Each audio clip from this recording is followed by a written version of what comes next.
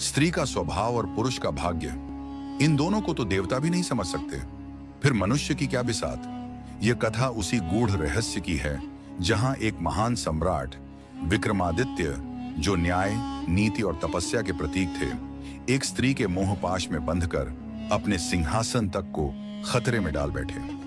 वसंत का समय था। उज्जैन नगरी उत्सवों से सजी थी। नगर में एक नई नर्तकी आई थी। चंद्रलेखा वह न केवल सुंदर थी, बल्कि उसमें अपूर्व आकर्षण था। उसकी चाल में लहर, आंखों में गहराई और वाणी में अमृत था। उसे स्त्री को देखकर कोई भी पुरुष उसे देखे बिना नहीं रह पाता था।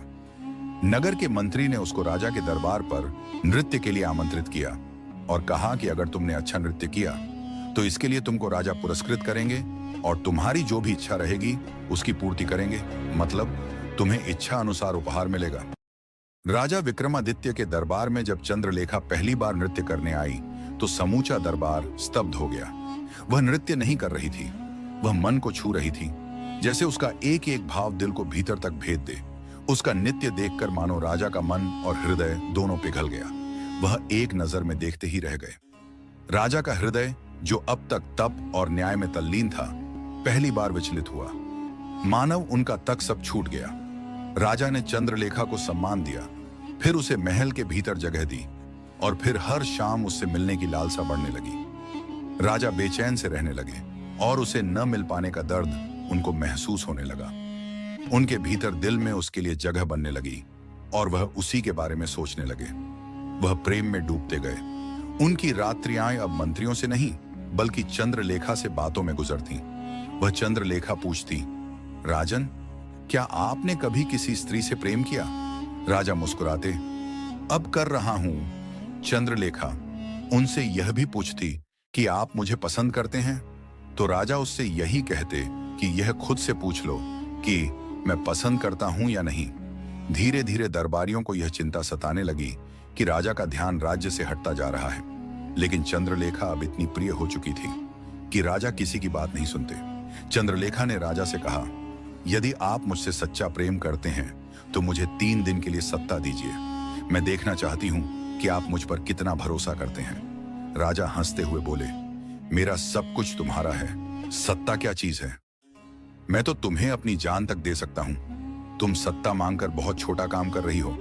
मैं तुमसे इस कदर मोहब्बत करता हूं। चंद्रलेखा मन ही मन मुस्कुरा रही थी और राजन भी उसकी मुस्कुराहट में खो गए।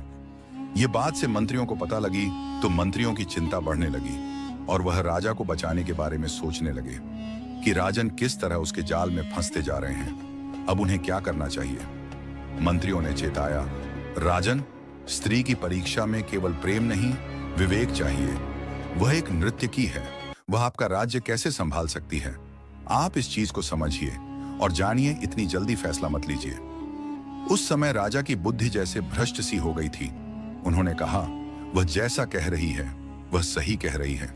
मैं अपना भला बुरा जानता हूं, आपकी सलाह की आवश्यकता नहीं है। राजा अब प्रेमवश निर्णय लेने लगे थे। उन्होंने दिमाग से ना सोचकर दिल से सोचा और निर्णय लिया। जैसे ही राज्य का कार्यभार चंद्रलेखा को मिला, उसने दरबार की संपूर्ण संरचना बदल दी। न्यायमूर्ति हटा दिए गए, उनकी जगह मनोरंजनकार आ गए। सेनापति की जगह कविगण और कलाकार बैठने लगे।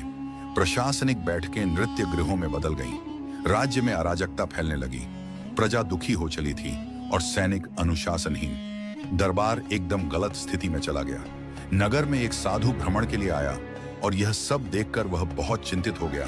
वहां की जनता से उसने प्रश्न पूछे और सारा राज जान लिया। तब फिर और सारा राज जानकर वापस जंगल में चले गए और एक दिन वह उसी समय वृद्ध साधु, जो वर्षों से जंगल में तपस्या कर रहे थे, दरबार आया और राज्य का भ्रमण कर चुके थे। वह बोला, राजन, प्रेम में दृष्टि जाती है, परंतु विवेक को जागृत रखना चाहिए। आप प्रेम में इस कदर अंधे हो गए हैं कि आपको अपने राज्य की भी चिंता नहीं रही और राज्य में रहने वाले लोगों को भी चिंता नहीं रही। आप अपने विवेक से काम लीजिए और आज मैं जो आपको बताने जा रहा हूं वैसा ही करिए। आज रात यदि आप पश्चिमी जंगल में जाएंगे तो उस स्त्री का असली स्वरूप आपको मिलेगा और आपको आज पता चल जाएगा कि वह स्त्री कैसी है जिस पर अपने आंख मूंद कर भरोसा कर लिया है। राजा ने उसे चुनौती नहीं दी, लेकिन मन में बात बैठ गई। रात्रि के तीसरे प्रहर, जब राजा को नींद ही नहीं आ रही थी और बार बार वृद्ध साधु की बातें उनके मन में गूंज रही थीं। तब उन्होंने यह निर्णय लिया कि वह जंगल जाएंगे और फिर राजा साधारण वस्त्र पहनकर चुपचाप पश्चिम के जंगल में पहुंचे। राजा ने देखा एक गुफा में दिए जल रहे थे और चंद्रलेखा भव्य वस्त्रों में उन लोगों से मिल रही थी जिन्हें राजा ने वर्षों पहले देशद्रोह के लिए निर्वासित किया था। राजा ने देखा कि चंद्रलेखा दुश्मनों के साथ मिलकर उनको न्याय के साथ भाव विभोर कर रही है। वे सब लोग मिलकर योजना बना रहे थे। राजा तो अब हमारे हाथ में है, 3 दिन की सत्ता मिल चुकी है, कल हम सिंहासन हथिया लेंगे और फिर विक्रमादित्य का अंत कर देंगे। राजा ने जैसे ही यह सब सुना, मानो राजा के पैरों के नीचे से जमीन खिसक गई। राजा उल्टे पांव ही वापस चुपचाप अपने राज्य की तरफ लौट गए और रास्ते भर उनको यही ख्याल आते रहे कि उनको कितना बड़ा धोखा मिला है। जिंदगी में उन्होंने बहुत बड़ा फैसला बिना सोचे समझे ले लिया। वह किसी पर इतना बड़ा भरोसा कैसे कर सकते हैं? इन्हीं सब गलतियों को पश्चाताप करते करते वह अपने राज्य पहुंच गए। राजा ने तुरंत अपनी सेना को बुलाया और गुफा पर छापा डलवाया। सभी षड्यंत्रकारी बंदी बना लिए गए। चंद्रलेखा को राजसभा में लाया गया। उसका चेहरा अब मासूम नहीं, एक चालबाज स्त्री का था जो अपने प्रेम प्रसंग में फंसाकर राजा को राज्य से हटाना चाहती थी। मानो उसकी चाल उल्टी पड़ रही थी। राजा ने कहा, स्त्री की शक्ति सृजन भी कर सकती है और विनाश भी।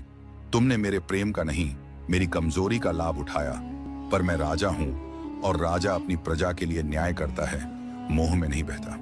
उस वक्त मैं अंधा हो चुका था, तुम्हारी बातों में आ चुका था, इसलिए मैंने ऐसा निर्णय ले लिया। मेरे मंत्रियों ने मुझे इसके पहले चेतावनी दी थी, लेकिन मैंने उनकी बात नहीं सुनी, जो कि मेरी जिंदगी की बहुत बड़ी भूल थी।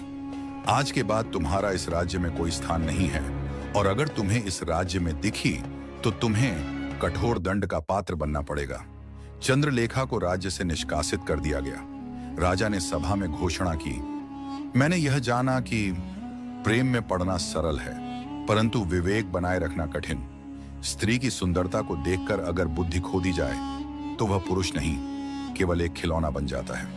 उन्होंने जनता से क्षमा मांगी और राज्य की पुनः व्यवस्था की। राजा विक्रमादित्य ने फिर कभी किसी पर आंख मूंद कर विश्वास नहीं किया। वह इतना समझदार होते हुए भी एक बार धोखा खा गए तो उन्होंने जिंदगी में दोबारा ऐसी कभी भूल ना करने का निश्चय लिया। उन्होंने तप, त्याग और न्याय को ही अपने जीवन की अंतिम कसौटी माना।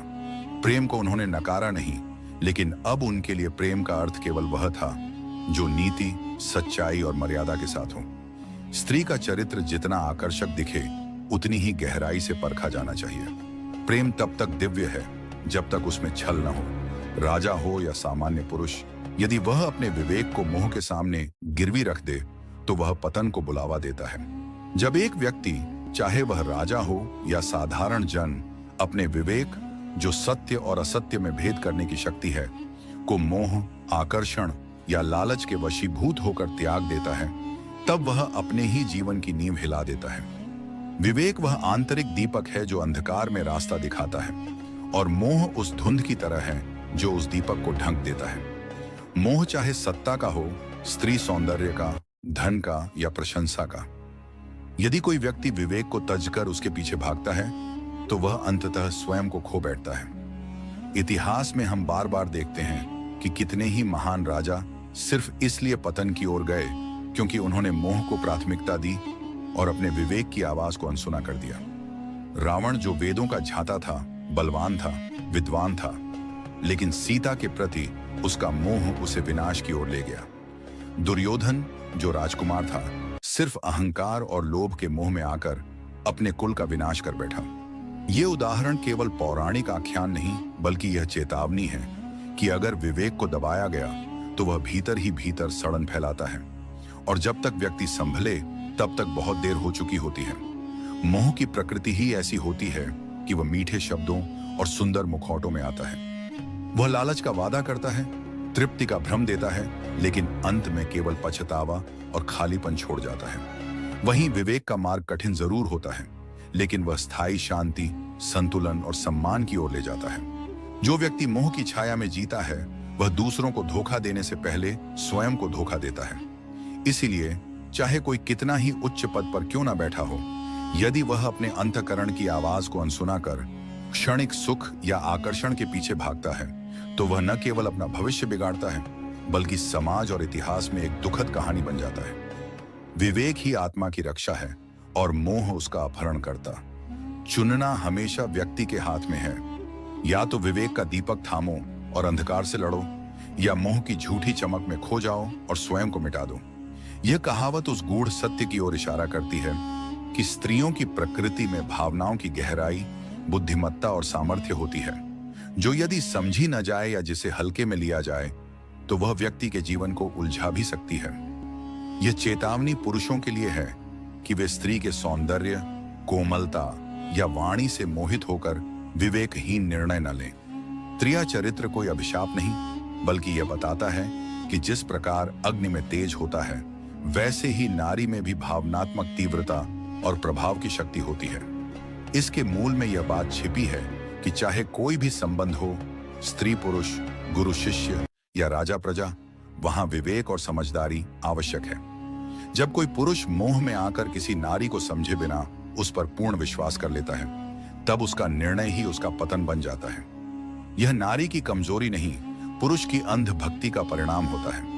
इसलिए त्रिया चरित्र कहना नारी के विरोध में नहीं, बल्कि पुरुष के अंधत्व के विरोध में है। समाज को यह समझने की जरूरत है कि इस कहावत को निंदा में नहीं, संतुलन और समझ की दृष्टि से देखा जाए। यह हमें याद दिलाता है कि किसी भी व्यक्ति, चाहे वह स्त्री हो या पुरुष, के व्यवहार को समझने में जल्दबाजी नहीं करनी चाहिए। अतः त्रिया चरित्र एक आह्वान है कि हम सतह से नीचे जाकर गहराई से सोचें, समझें और अपने फैसले विवेक के आधार पर लें, न कि केवल आकर्षण या धारणा के आधार पर। त्रिया चरित्र कोई निंदा नहीं है, बल्कि एक चेतावनी है, भावना और बुद्धि के संतुलन की।